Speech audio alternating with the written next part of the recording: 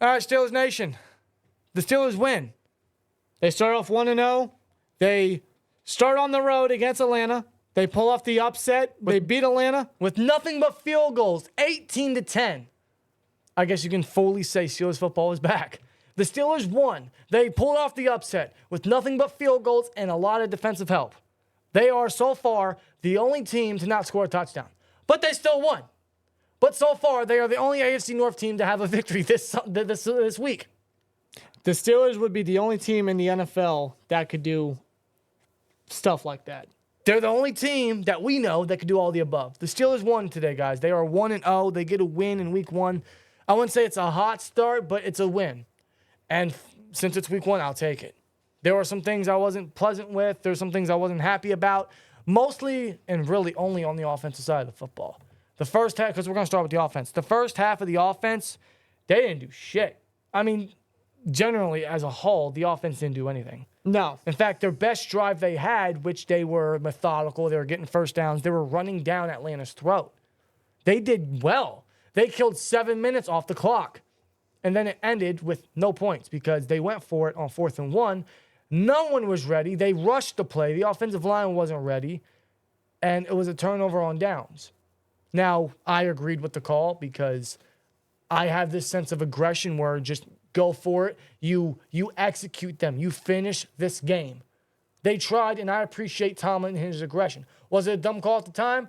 Sure, because Atlanta could have came back and won this game since all they needed was a touchdown. But the defense stepped up when they needed to. The defense had a great game.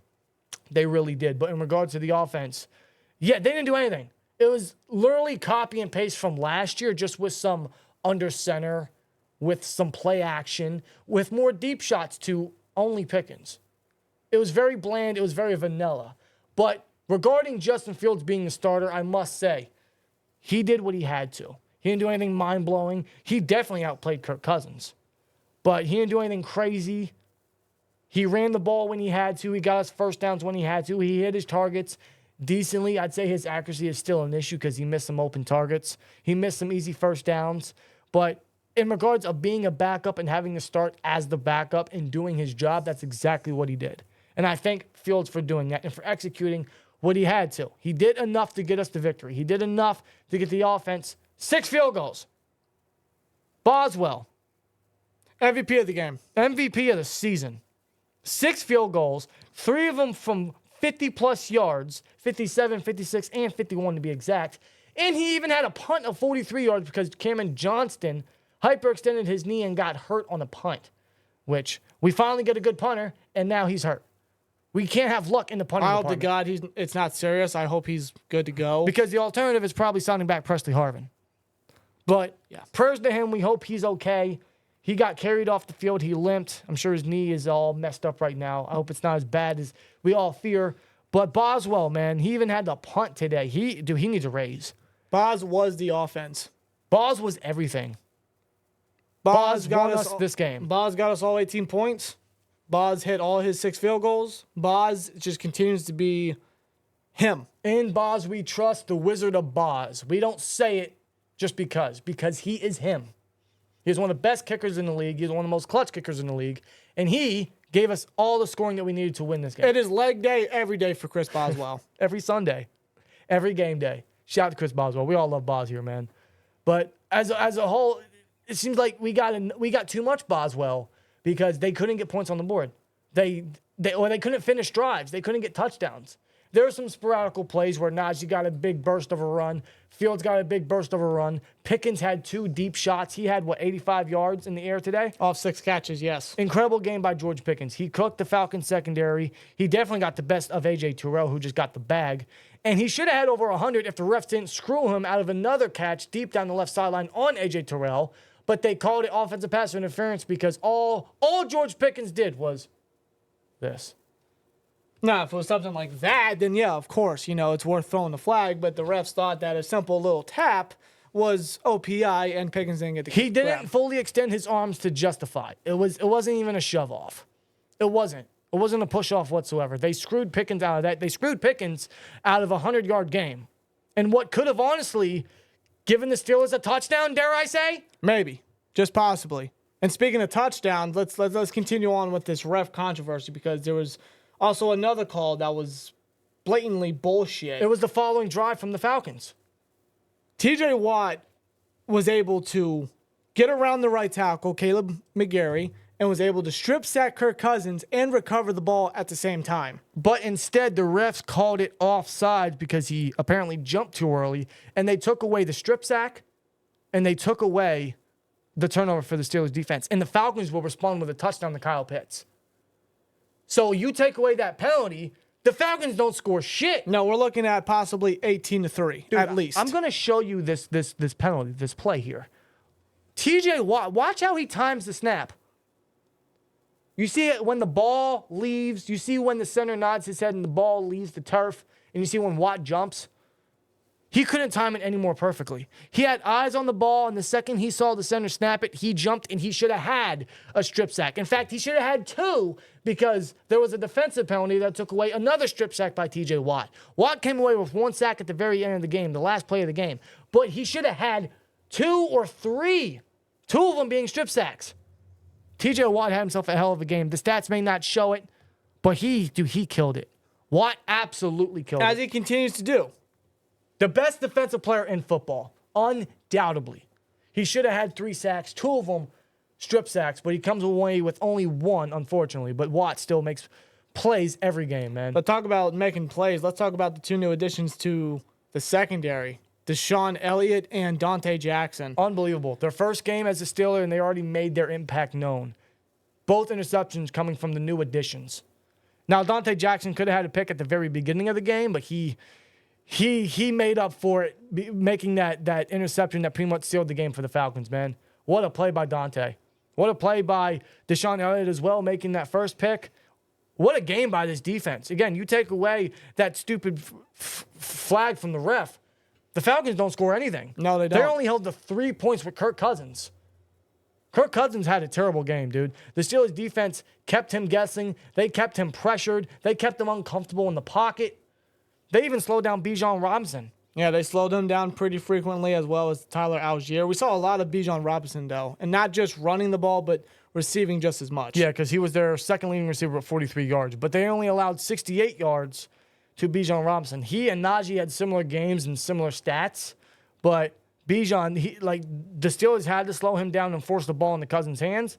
That's exactly what they did. They got constant pressure. They forced Cousins to make mistakes. Elliott and Jackson came away with the INTs. The defense came to play. Same with Montravius Adams. He came up with a crucial sack, which on that drive, it didn't look too pretty for the Steelers defense, but that sack by Adams, man, it took the energy completely out of Atlanta. You love to see it, man. This defense, the highest paid in the league, stepped up, and they played a hell of a game in Atlanta, in Mercedes-Benz Stadium, and they really came to help us win this game. Once again, the Steelers' offense lacks points. The Steelers' offense lacks creativity. They lack the ability to get down the field outside of a couple of deep shots today for Pickens. But it's just the same. You know, there's not really much difference. The offense is very vanilla. It's very bland. It's the same. It's like Matt Canada's ghost was trapped it in still haunts the Steelers coaching staff. It does. His presence is still among us. Wherever Mike Tomlin goes, Matt Canada is somewhere following in the shadows. He's right behind him. Because the play calling was terrible. They adjusted in the second half, but I wasn't a fan of Arthur Smith's play calling. It just limited the offense, and thus the defense had to save us. And thankfully, the defense did. Yeah. And Boz, again, saved us. So shout out to the defense. Shout out to the playmakers. Shout out to Watt. Shout out to Elliott. Shout out to Highsmith. Shout out to Donte Jackson. And if I had to give a negative to the defense, it's probably they need to wrap up better. There were a couple missed tackles, mostly from even Patrick Queen. I wasn't a fan of Patrick Queen's game today, but it's his first game, so I'll hold off a little bit, but he's got to clean up the tackling. There were times that Robinson just slipped right through him like he was the grease-up deaf guy or something. Yeah. Like Patrick Queen definitely has to do better with wrapping up the players he's trying to tackle. He's just got to get better at that. The highest paid free agent in Steelers history, and he didn't have a good first game. But it's the first game, so we'll cut back a little bit, but I want to make that of note. But otherwise, no negative from the defense, man. They came to play. Boz came to play. Boz came to win us the game. And if I had to give an MVP for the offense, shout out to Najee. Shout out to Pickens, 100%. Shout out to the offensive line. Shout out to Andy Clark-Mexon with 199. Says we look way better on What does that say? We look better on I don't know what you're saying. The O-line looked better. The O-line looked better. The play calling was similar outside of just a little bit of variety, which was play action, which was under center. I didn't see enough pistol. I didn't see any pistol, really. I thought we'd see more pistol. But otherwise, the offense looked similar to me.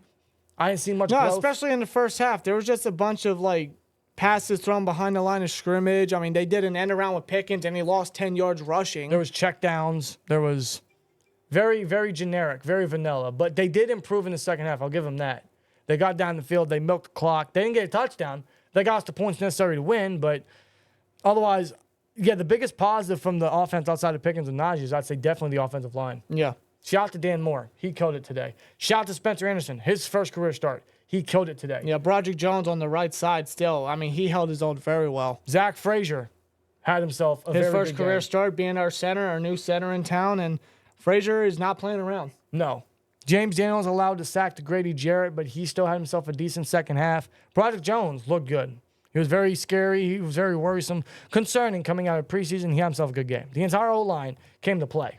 I'll give them that. Shout out to the offensive line. They really came to step up, and that gives us a little hope that, hey, this O-line's on the incline. This O-line is on the increase. It's only up from here. And that's without Troy Fautanu starting. That's without Isaac Seumalo at left guard. Think about that, man. Yeah. That's good stuff to hear. So those are the positives from the offense. Otherwise, I want to see more. I want to see better. I don't know if they limited the playbook for Fields because he was the backup and he came in on short notice pretty much. Right. So maybe they were trying to ease him in. Maybe they weren't trying to put too much on his plate.